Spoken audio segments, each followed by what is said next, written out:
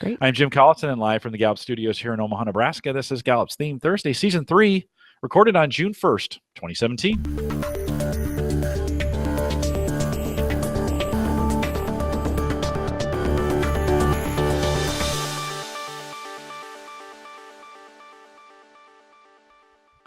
Theme Thursday is a Gallup webcast series that dives deep into the CliftonStrengths themes, one theme at a time, and today's theme is significance. If you have questions, comments, or contributions during this webcast, we do have a live chat room that's available for you right below the main video window down there. So look down there. There's a chat room. We'd love to have you sign into it.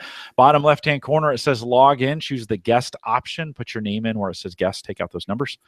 And then click submit. And that's your best way to get into the chat room. And we'd love to have you ask questions live. We'll be watching that and take them live while you are here with us. If you're listening to the recorded version or have questions about custom strengths coaching solutions for small, medium, or large organizations, you can contact us directly. We'd love to have you do that. Send us an email, coaching@gallup.com. Don't forget to visit the Gallup Strengths Center, just gallupstrengthscenter.com.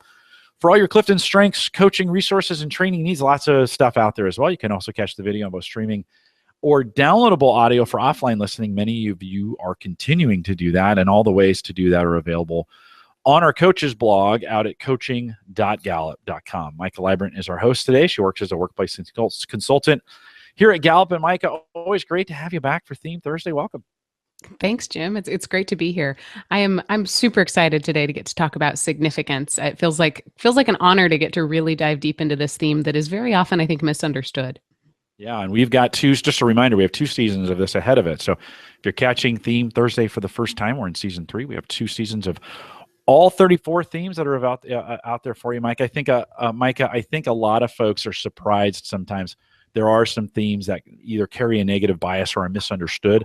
Significance may be one of those. So let's break those barriers down. Why don't you talk a little bit from our companion guide or downloadable companion guide about significance? Sure. If you haven't ever clicked on a companion guide, you really should be brave and do it. They're complimentary. You're not going to get charged or asked to put in a credit card anywhere. Just click on that companion guide. It'll help you download it. Lila has hers there. She's showing you on that end. We get to speak with Lila in a moment. You will just be blown away by her flavor of significance. And again, it'll be her job to really talk about what it looks like as it blends together with all her other themes. And as she really rounds out that theme as not just in isolation, but really as an effective full human. But before we get to Lila, I'm going to just talk a little bit about what significance truly is. And I will say it is probably out of all 34, the one that I get the most doubtful questions about, the one that sometimes I have to help people really dive into in order to accept or see as a strength.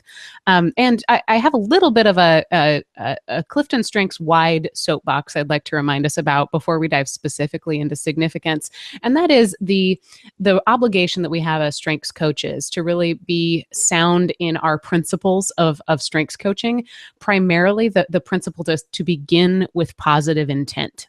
And this, I've been thinking about this for a week because last week we talked about self-assurance, and I got so much feedback from so many people who listened to that podcast that were just blown away and pleasantly surprised by, in their words, how mature our guest self-assurance was. And I thought, well, that is fantastic. Sam did have some pretty wonderful self-awareness and some great self-assurance, but it made me a little bit sad that we were surprised by a CliftonStrengths Finder theme being effective.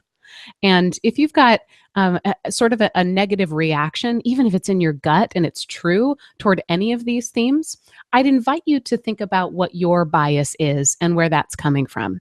Because we know themes are neutral. No one theme is better or more worthy or less than another. And all of these themes lead someone to success. So as you're listening to significance, if there's any pieces that you struggle with, I think it's an important activity to say, why am I struggling with this? It's not up to us to judge whether a theme is good or bad. It's up to us to assume that it's going to be what makes people amazing and what flavor of amazing they are. So again, just a great reminder that it is incredibly important to assume positive intent at every stage of the game. With that being said, let's dive into significance. It's an influencing theme, which means if you're a leader with significance, you're the type of leader who leads by affecting other people. And if you dive into a bit of that long definition there on your companion guide, you'll read a lot of words about the desire to be seen, to be visible, and to affect others. There's also within significance, there's that yearning to do something bigger, something better, something that leaves an impact. As Lila and I were speaking earlier this week, we talked about the word legacy a lot. Folks with significance typically aren't okay just doing the job. They want to do the job in a way that really leaves a fingerprint on someone's soul. They want to do lasting work that really outlives them. You'll read because of this, people with high significance can be seen as pretty independent. There's that desire to stand out. It's also a life that you live that's full of goals, full of accomplishments, full of qualifications that you crave and that you're aware of being able to take. Wherever you focus, and that's going to depend on all your other themes, each person is going to be different. Your significance theme is what will keep pulling you upward, pulling you away from mediocre toward exceptional. It is, I love this sentence, the last sentence in the long definition. Significance is the theme that keeps you reaching. A little bit of why I think people struggle with this. I've been coaching folks for a very long time, since about 2005. And what I found is that people with significance tend to be the ones who struggle with this theme the most. And my own personal thought about that is perhaps people with significance have this awareness that they are seen all the time, that nothing that they do just isn't heard. And I think that that's a powerful, powerful concept, that awareness of your influence on others at all times, in all ways. And so you might read some of this and read things that maybe aren't there, or read vulnerabilities that certainly are. Many times I think we read into significance this desire just to be more important than the work that you're doing, or a desire to be recognized, and we see that as something bad. We see it maybe as self-serving. That isn't in the definition. It doesn't say that you're self-serving. It doesn't say that your desire to be recognized is a negative desire. This morning, as I was thinking about how to say this, what I really wanted to put out to us is, what's the opposite of being recognized? Would anyone be successful because they didn't want to be recognized? Or worse yet, because they wanted to be ignored? I don't think that leads you to reaching higher and really achieving greatness.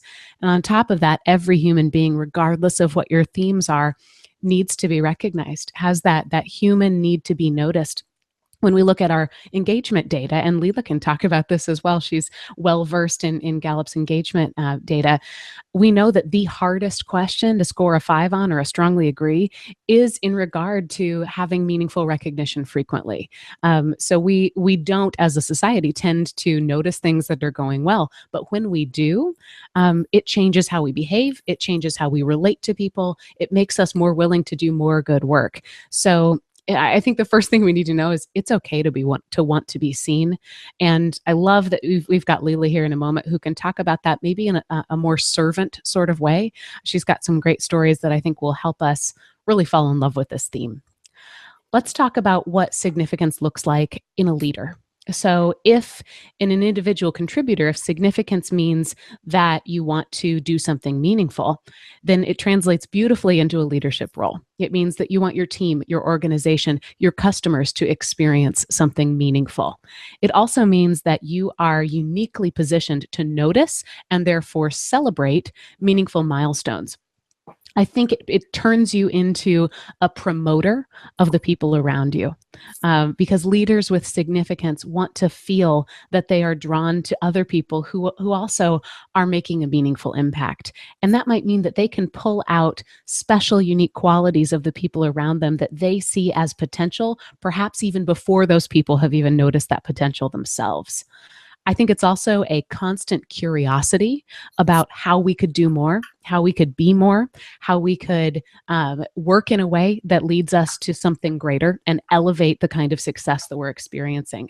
That curiosity is infectious, and it's something I think that you can build as your reputation. Imagine being that leader who everybody knows is going to ask questions of how we could do better, or ask questions of how we could focus our efforts even, so that we're not just doing whatever is out there to be done, but we're really aligning ourselves with what's going to make the greatest impact.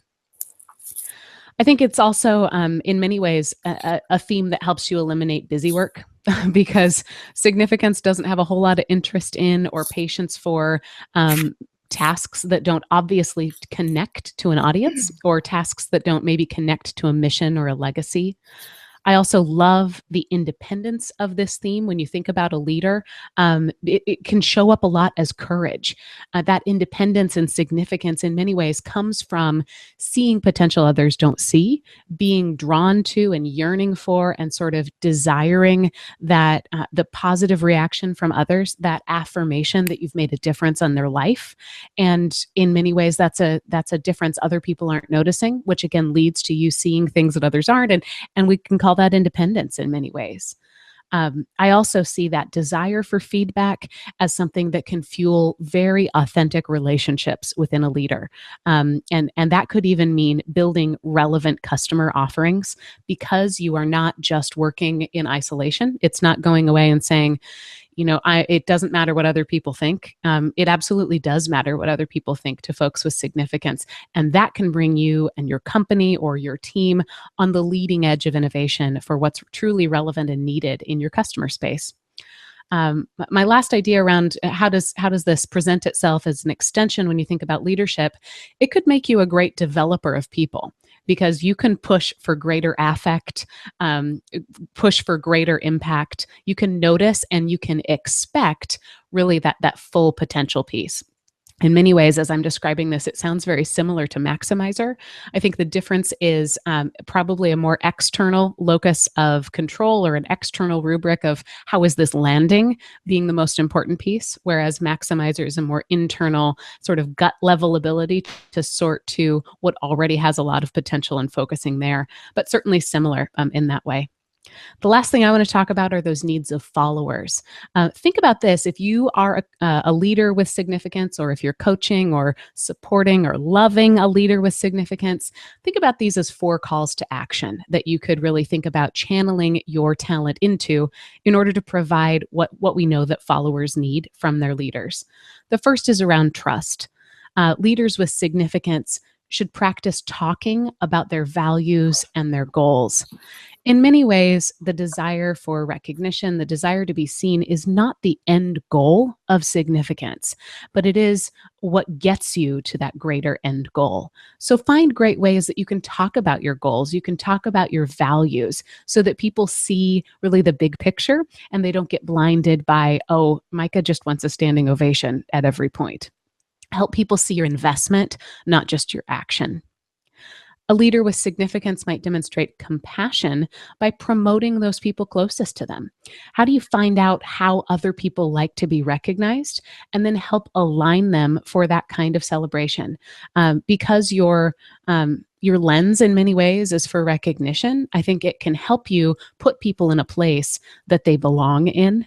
And really judge that place based on how they're affecting other people. Not just are they doing a great job sort of with their head down, but are they doing the best job for everybody else? A leader with significance might be able to provide stability by, again, talking about the potential that you see and then confirming that with metrics once you've landed on the most important goal.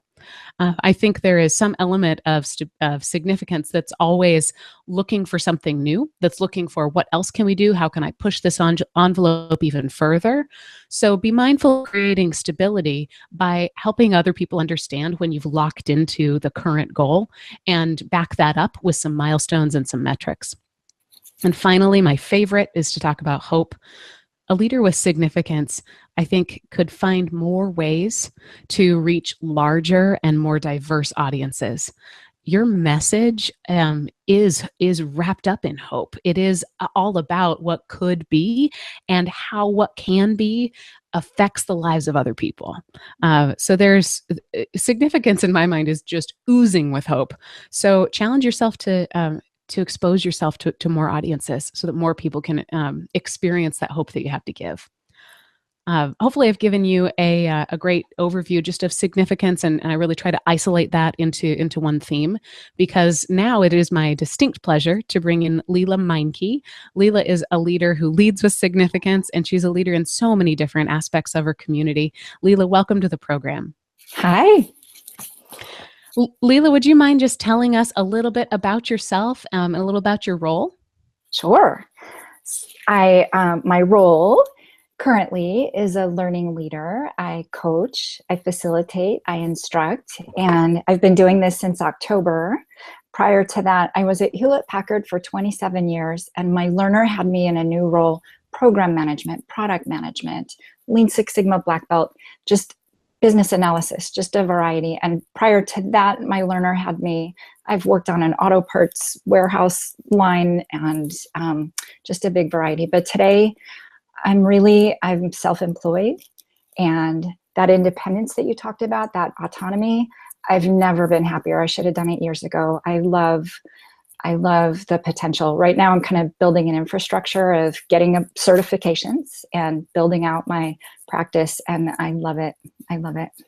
Wonderful. I love to hear people love their jobs. Can you tell us how significance shows up for you? Sure. I love significance. I did a meditation on it this morning, and to me, it means so many things. First and foremost, it means passion. And I'm an instructor at Sacramento State. I teach Lean Six Sigma, and I always get comments about my passion. So I think that's my significance. I think you covered it. It's a focus on what really matters. It's a sorting theme. I don't have strategic high. It's my prioritization theme. So it helps me focus on what really matters. It helps me help others focus on what really matters from a high level, principled, where are we going perspective. I think that I believe in servant-based leadership. You talked about that a little bit, and I really think significance helps with that. We're here to serve. What's the most significant way each individual can do that? And I love to bring myself to the table, my gifts to the table, and invite that from others. And I think the final thing that I would share about significance, and this is really important to me to say, I feel like it's an incredible responsibility. And what drives me is not the recognition. What drives me is being authentically worthy of the recognition. That already is going to be the quote of the day, the authentically worthy of the recognition. What does that drive look like? What has significance driven you to do?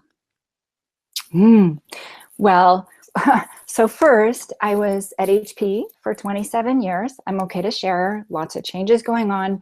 I was laid off, and thank you, Brandon Miller, 34 Strong, some coaching with him, and just touching what's inside of me.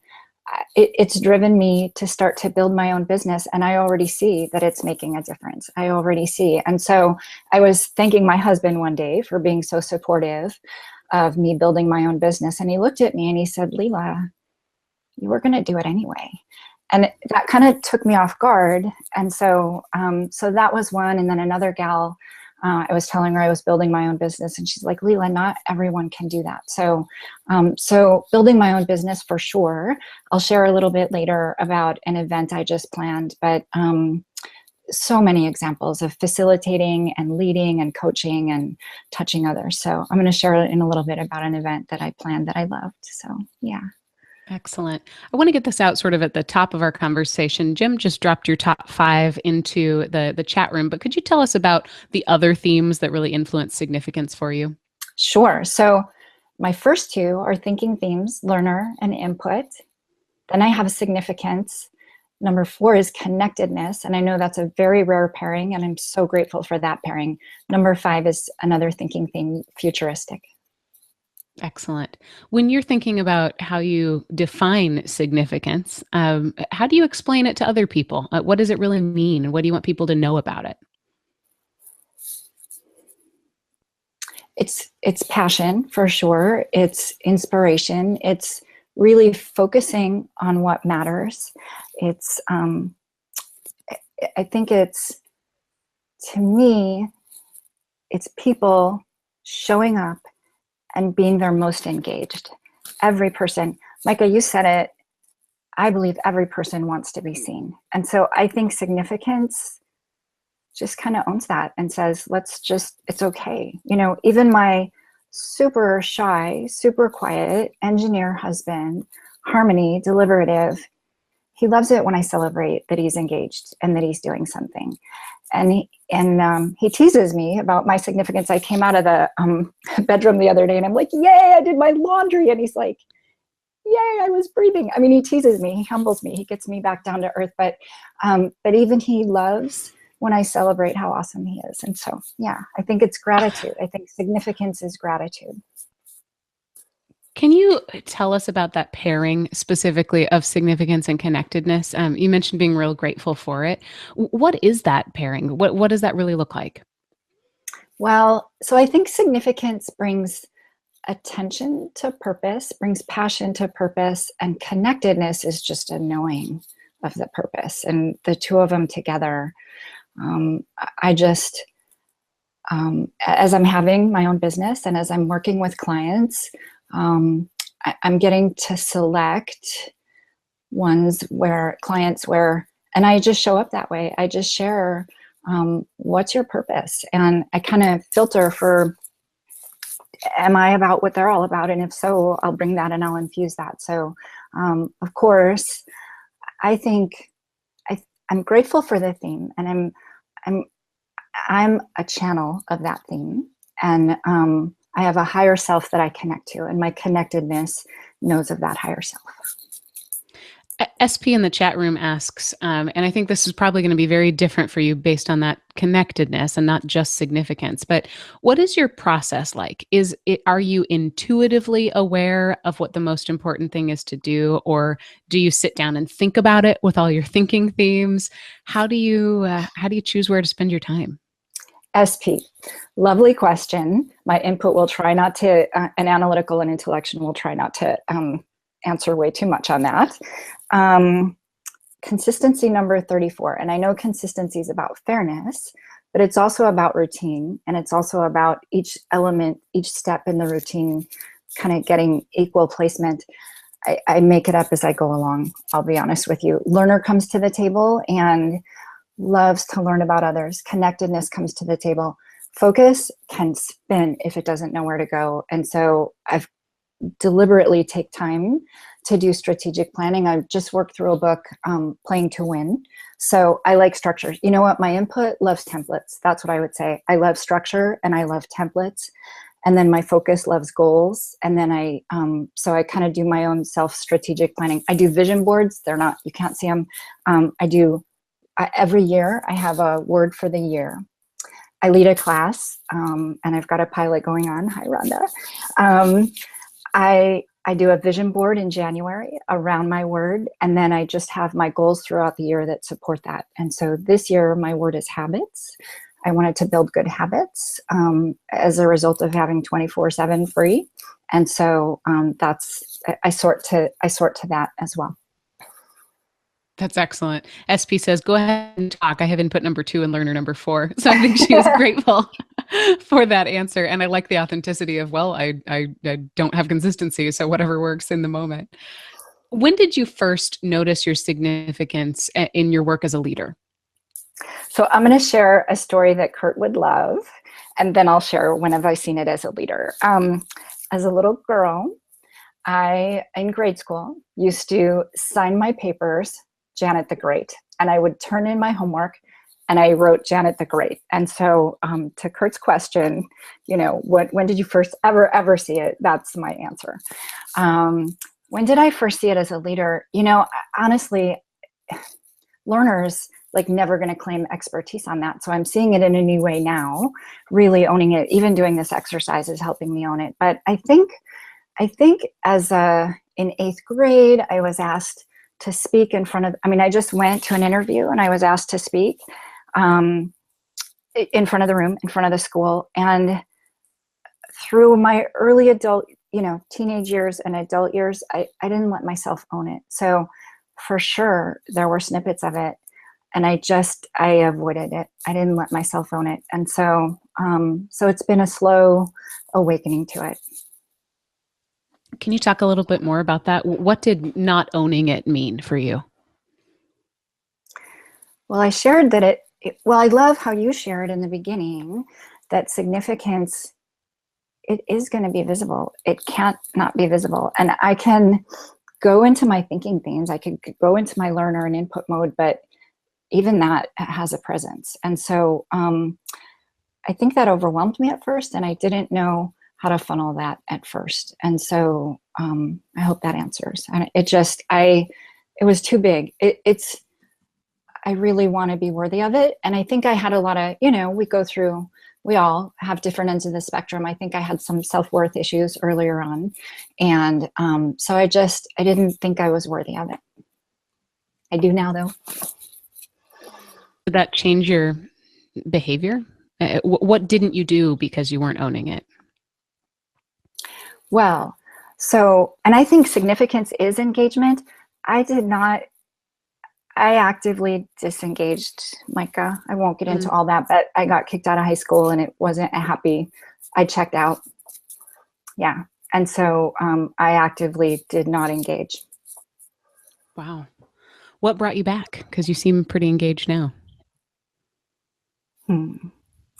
Well, learner can attribute so many things. I think I'm going to say this is a connectedness answer, but connecting to my higher self, yeah, just little by slow, lots of awakenings, yeah. Great examples, beautiful examples. I've done coaching for years, and honestly, I think I would answer that in 2 phases, actually, totally authentically. First phase was maybe my touch with my higher power, if you will. The second was I went to Gallup for strengths training, champion training when I worked at Hewlett Packard, and little by slow, you guys, we could spend years in our 5 themes. I'm still, even this week, I'm learning about my significance more, but I was in a role that I didn't like, actually. And so going to that champion training really helped me understand that and helped with some self-awareness. And little by slow, like, we're here to be joyous. We're here to love what we do. And just that discovery, I'm like, why did I not do it for so many years? Like, we're here to be joyous and to shine. So let's do it. Let's go. That's excellent. Don't be afraid to be great, to be joyous. When you think about those 4 needs, hope, stability, compassion, and trust, is there any one that stands out to you as being a great recipient of significance? I agree with you that it's hope. And I want to share about an event that I recently led this past weekend. And it kind of ties to legacy too. My best friend Betsy is dying of cancer, and I know that they have financial hardship, and I know that she has so many people who love her. And so about a month ago, when we still had hope, beginning of May, we still had hope that she could find alternative treatments and perhaps have hope towards being here in this form factor on Earth a little longer. We've since found out it's in her brain, and it's I forgot the word, but it's everywhere. So meanwhile, I had said I wanted to have a Day of Hope fundraiser. And in my head, this number came to me. I want to invite 100 people, and we're going to make cards. That's my habit. My hobby. I'm a Stampin' Up! Demonstrator. And so I wanted to have people come make cards. And I wanted to invite 100 people. And honestly, if I'm being honest, I had the number 10,000 in my mind in terms of a number to hit for a fundraiser, but I thought we'd raise some that day and then maybe do a GoFundMe site. So the idea just came to me, and I feel like I was a channel. I invited so many people to participate. We put on a card making event. 175 people showed. We kept the theme Day of Hope, even though it became really clear that hope for long-term wasn't going to be. But we actually had a group discussion about it. Should we keep Day of Hope as the title? And we all got to realize, what does hope mean to us? And I'm going to invite you. I'm not going to give you the answer. I'm going to invite you. How can we have a Day of Hope when we know someone's dying? How can that be true? I'll give you one example. One guy made a card for his unborn grandbaby girl, and he was going to give that card to his unborn grandbaby girl. And he'd never made a card before at all. And so we had 175 people.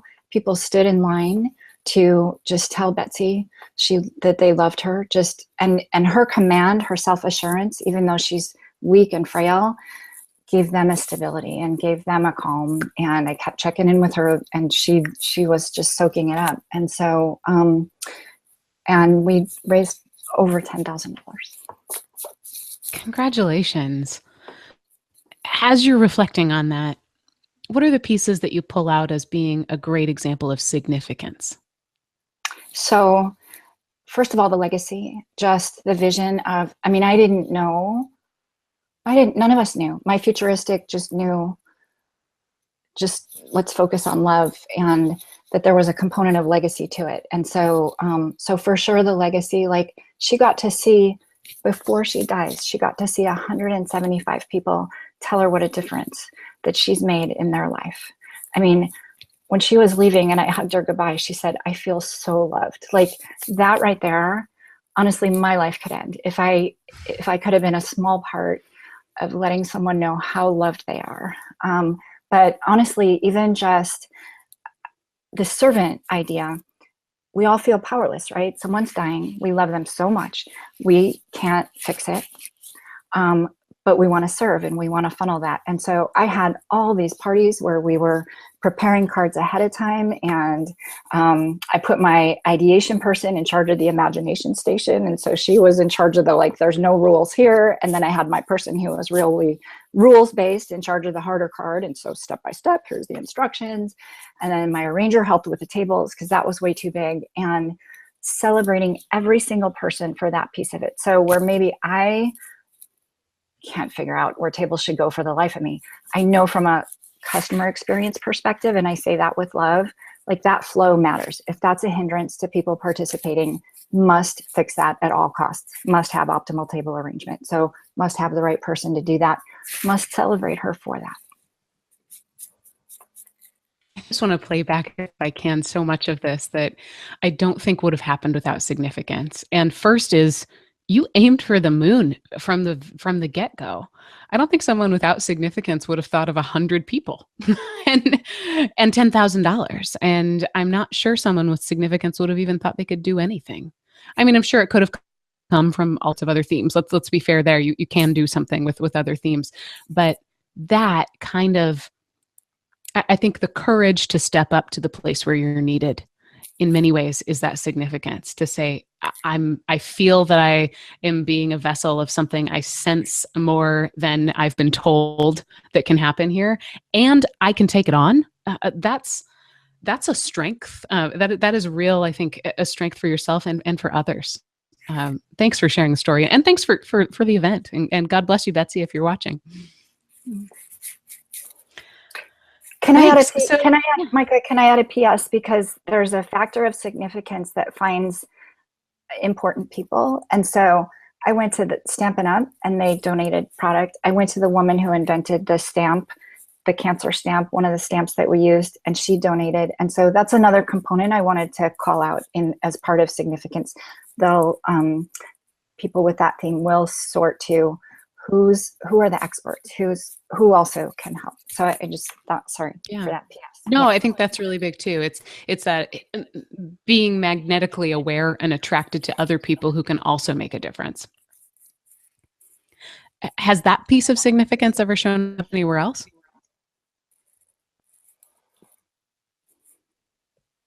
Always. I mean, my learner loves the mentoring model, and so I'm very selective about the coaches and mentors that I take on. I just sort to the cream of the crop. I just do, and I don't.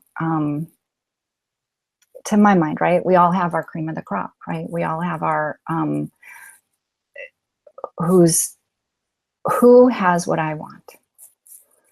And so I select coaches and mentors who have what I want. I love that. Moment of truth, Lila. Have you always loved significance? No, I still don't always love significance. So for sure I hid from it for a while, right? And for sure, I mean, I think I've seen the word arrogant associated with it. Kyle Morgan posted a question to Facebook the other day of an example of someone in his life who has had rage or anger or hurt. And my first thought was, no, my focus sends me there, not my significance. But I loved that question because upon further reflection, I can get hurt if I'm not recognized. And so, for sure. Yeah, I've not always loved it. And I still struggle. Frankly, I'm going to be super, like, I've loved this whole process. And I took significance into my meditation this morning. Actually, it was a Deepak Chopra meditation, and it was supposed to be about love. And I love Deepak, can't wait to see him. It was supposed to be about love, and then it became loving significance. I can't wait to I not have such a front seat. I mean, I'm a thinker, so I've been processing it. And so I'll be grateful to turn the volume down on it a little bit, because it can, my intellection plus significance, I can be my favorite thing to think about. And that's good from a self-awareness perspective, but it can be too much. And thankfully, no theme exists in isolation, right? You've got all these other beautiful aspects to yourself. What is it that you've learned that has really turned on some light bulbs for you and made significance a little bit easier to swallow?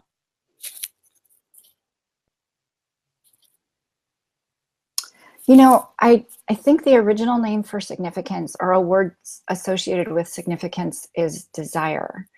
Mm-hmm. And I've always, I'm always aware of what motivates me and where I get stuck. And so I'm just grateful to have a way to kind of process now what motivates me, what doesn't. How can I take a situation where I'm stuck and find the motivation in it? So at HP, I knew it was imminent that I was going to be laid off, and my role was being marginalized. So I appointed my own self, my own role, and I just started coaching others because we were putting a lot of jobs overseas. So it's really finding motivation in my motivation, my purpose. Yeah. That's also in alignment with the organization that I'm with, right? So I'm not defiant. Yeah. That's big. It's maybe being able to personalize your motivation in order to align and not personalize the work that you do. I imagine you do that by thinking. You've mentioned being a thinker and meditating, or do you have a process that helps you dive into that motivation? Well, I'm doing some work right now on triggers and where I get stuck. Right now, I'm really following a template. Templates help, right? And so even just checklists just help me remember, I know my annual goal, my quarterly goals, how do you say the focus guy? Who was he? Manish loved his focus template, right? So I love anchoring back to that, anchoring back to what's my mission there. And then if I'm involved in an activity that's draining me of energy, but it ties to my mission, I watch for my triggers, and I really try to apply my themes. I try to journal about, like, where am I triggered and how could I bring my best self to the table? Working with a coach too, absolutely. Everybody needs a coach. You've mentioned a couple different ways that your awareness of significance has made you more effective. You talked about it can hurt when you're not recognized, or you need to find your own sort of personal flavor of motivation and help that focus to get there. I want to think specifically in partnership with people. Are there any great partners in your life that have honored your significance, and how have they done that? Well, Betsy,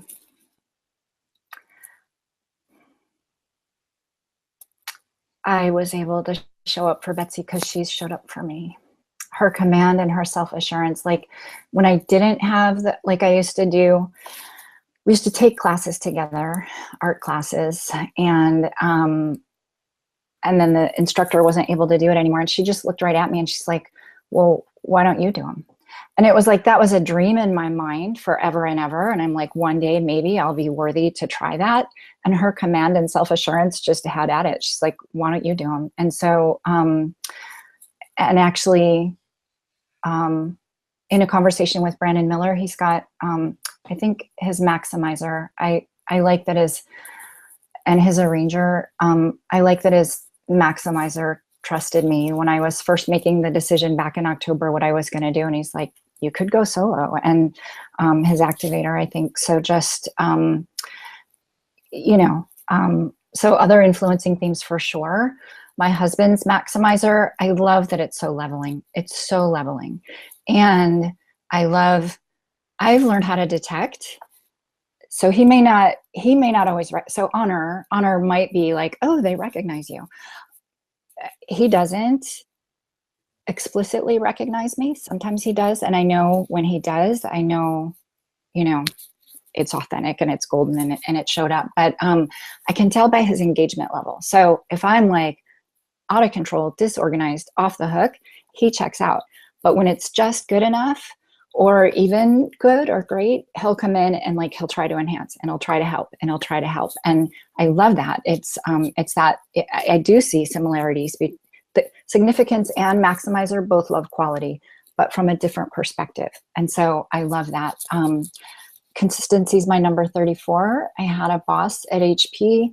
I really learned a lot from her consistency. I learned a lot about taking time to use my template to give each task equal merit and not just focus on the ones that I love, because the ones that I'm not giving merit to are foundational to be able to do the other things.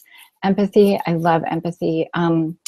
Significance may know the voice of the customer, but it doesn't know the feeling of the customer. I'm so sorry, my phone is ringing.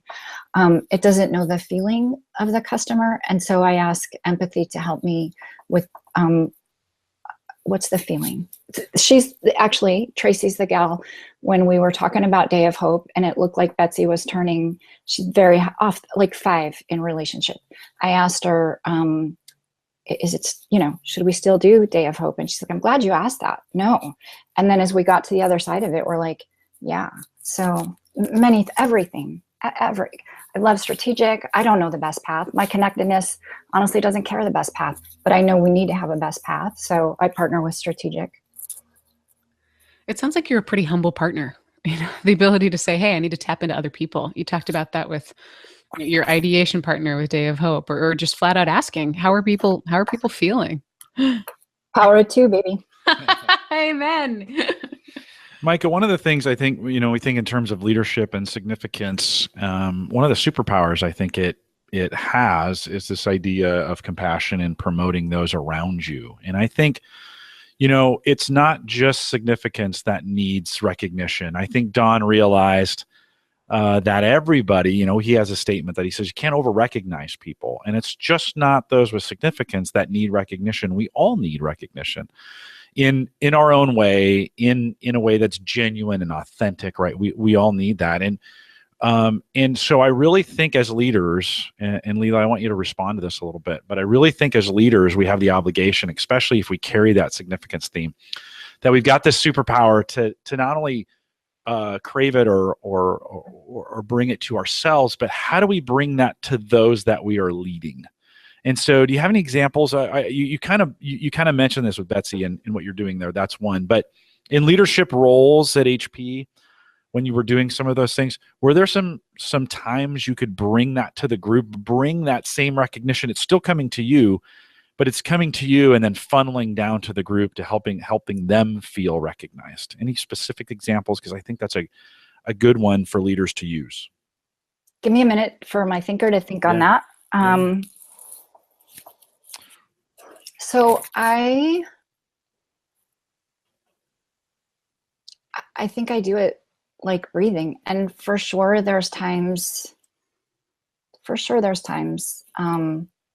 where I can miss the mark, and actually thank God I have people in my life to remind me it's not all about me, and they'll say that. Doesn't have to happen too often, but it happens. I think I do it like breathing, just like I did right here. Ingrid was the imagination station. Tracy was the table arranger, and the empathy. I think it's not the same as individualization. I've been really pondering that. I don't know necessarily the best person to put where, but I automatically recognize, I'll tell you. So I'm teaching Lean Six Sigma, and there's a gal at Sac State, and there's a gal who's, and she's got significance. I encourage people, like I know this because I encourage people to just take the exam. I mean, the assessment all the time. I know this. So she's a little bit shy in this course, and Lean Six Sigma is about root cause. One can debate that, but it's about getting to the root cause of a problem. And she did a report in one of the classes where she kind of likened that for her. She's got connectedness. She likened it to Buddhism. And so she did that in a prior version. Now we're getting back to root cause, and I have the students all report back on the last night, which is a significance thing anyway. Come back, report, give us your ahas. How does this come to life for you? I specifically assigned her root cause, and when I talked to her yesterday, she's like so excited. She cannot wait to share. And so not only is it the recognizing of it, I mean, she's so scared to participate in class, but it's the pulling her in and saying, not only do it, but do it more, and do it awesome, and do it you. Yeah, and do it more and do it awesome. I think when we think it as from a leadership standpoint, can often elevate the position, the influence of a group, right? And sometimes groups will stop pushing forward, and they need that. I think they need that significance talent to push them forward and beyond. Guys, we can be bigger and better than this. I think, we do Builder Talent Tuesday. Mike and I do that, and we think about entrepreneurs a lot. And I think that is a theme that can drive small startups to be not small anymore, right? It'd be really easy to say, hey, let's be 5 or 6, we're good, right? But those entrepreneurs are oftentimes thinking well beyond. And Mike, I can't remember if Sam had this last week as we talked about this on Builder Talent Tuesday, but we need that ability to push farther. And it's not necessarily a quality component. It's not we need to push farther and better. It's we need to be bigger than we are. We need to be more powerful, right? In this, we need to have we want 10 million people to be on our app.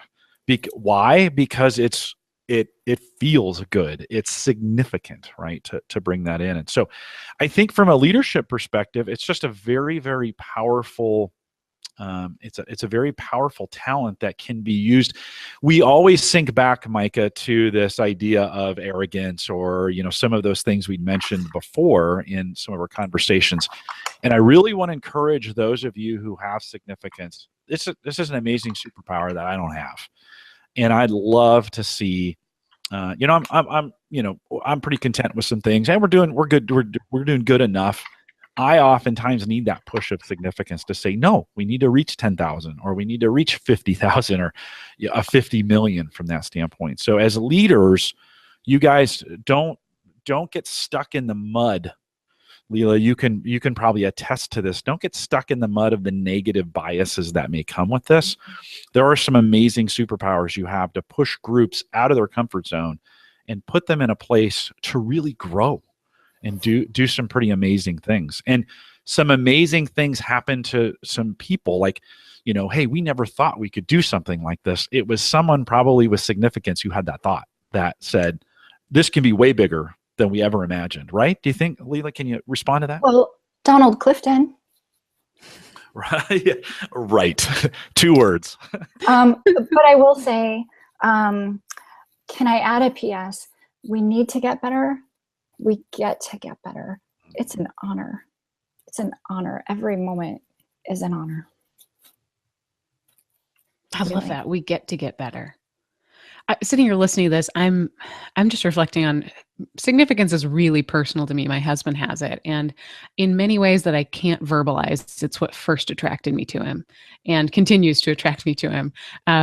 But I remember when we, in his younger days, it was, I don't just want a sports car, I want a really fast red sports car. And then we found out we were having a baby, and he immediately, when our son was, I was still in the doctor's room. I got a text from him that was, I'm going to go sell the red sports car, and I've already got a quote for it. And I think in a personal way, it's that ability to just really always be open to how we can get better. Yes. And, we got our tax refund, and he said, what if we got new furniture so that, all of our house guests would have better furniture? I hadn't even thought about it. I was like, that's functional. It's fine. Babies spit on it. It didn't even occur to me.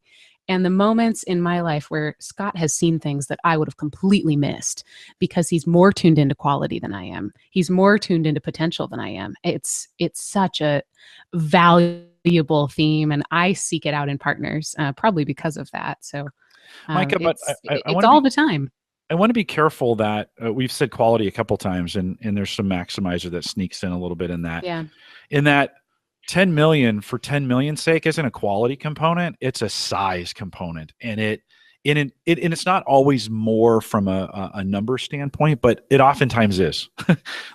Because more because people matter, and there can be situations like, I don't think it's unrealistic for us to say, we're trying to reach a billion people to complete StrengthsFinder. That's a significant. No, and sometimes it is just flashier. It's seeing something that's gonna be prettier and holding out for that because there's an importance in that. Yeah. In the rest of the group, like when someone with significance says those kinds of things, I think of Phil Ruhlman, who is one of the guys who really is kind of I think is a big, was very instrumental in the current strengths movement as we see it today through this project we called Stampede. We've talked about this here. And it is the way it is today because he pushed really hard. And I think every time he speaks from this place of significance.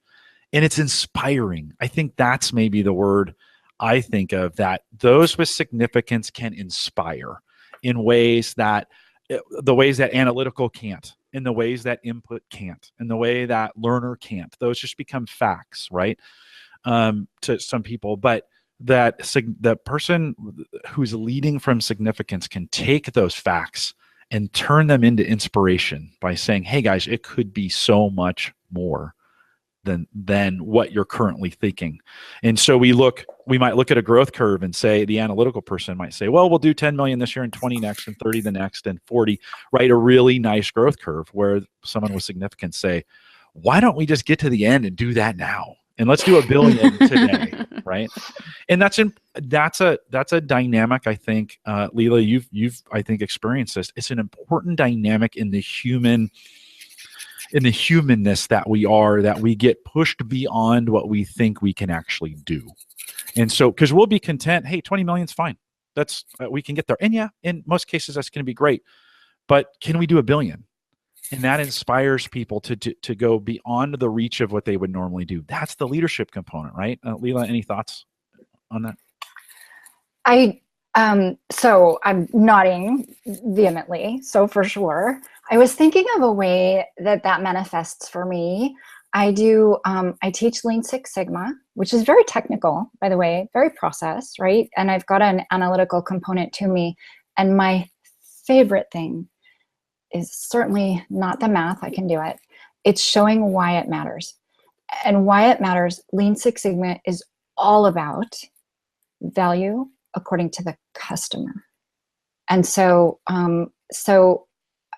I'm actually trying, I teach and I coach Lean Six Sigma. I teach and I coach StrengthsFinder.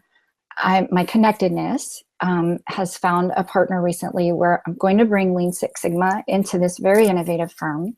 And for the team dynamics component of it, I'm incorporating strengths. And so I'm super excited about that. And just really, how can it come to life? And Jim, for sure, it's that future state. My futuristic loves to be there, but the baby steps matter. And we're not going to get to that future state unless we celebrate that shining light right here today. You did this, you arranged those tables, and that matters, so that people sitting in the room are not, they can just focus on the card and they can focus on Betsy. And celebrating that each step along the way.